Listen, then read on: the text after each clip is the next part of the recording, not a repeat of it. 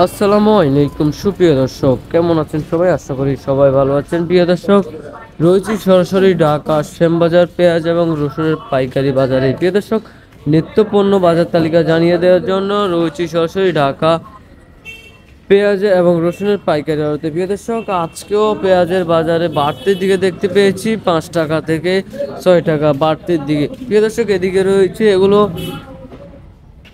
প্রিয় দর্শক, এই পেঁয়াজগুলো আজকের বাজারে 100 টাকা দরে বেচা বিক্রি চলছে। প্রিয় দর্শক, পেঁয়াজের বাজার আমদানি কমতির দিক থাকায় আজকেও বাড়তির দিক দেখা গেল, এবং কি পেঁয়াজের বাজারে প্রতিদিনই কিন্তু 2 টাকা থেকে 4 টাকা বাড়তির দিক দেখা যাচ্ছে প্রতিনিয়ত। প্রিয় দর্শক, এই বড় আকৃতির পেঁয়াজগুলো আজকের বাজারে 100 টাকা ভিতরে বেচা বিক্রি চলছে, এবং কি পেঁয়াজের আমদানি কমতির দিক থাকায় কিন্তু পেঁয়াজের বাজার বাড়তির দিক দেখা যাচ্ছে। প্রিয় দর্শক, গত কিছুদিন আগের বাজারেও বেচা বিক্রি ছিল 70 টাকা থেকে 85 টাকার ভিতরে।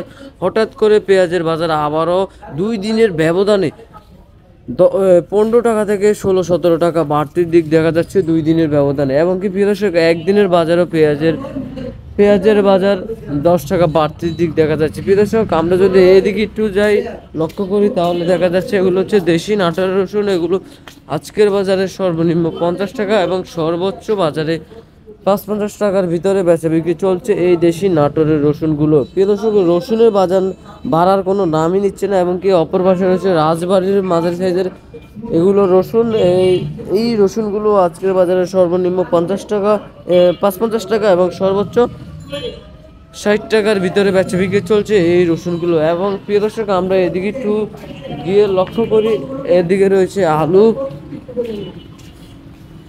প্রিয় দর্শক, এই আলু আজকের বাজারে সর্বনিম্ন 15 টাকা এবং সর্বোচ্চ 18 টাকার ভিতরে বেচা বিক্রি চলছে। প্রিয় দর্শক, আলুর বাজার আজকেও কমতির দিকে এবং স্বাভাবিকই রয়েছে। প্রিয় দর্শক, এই ছিল আজকের ঢাকা শ্যামবাজার থেকে পেঁয়াজ রসুনের পাইকারি দরদাম।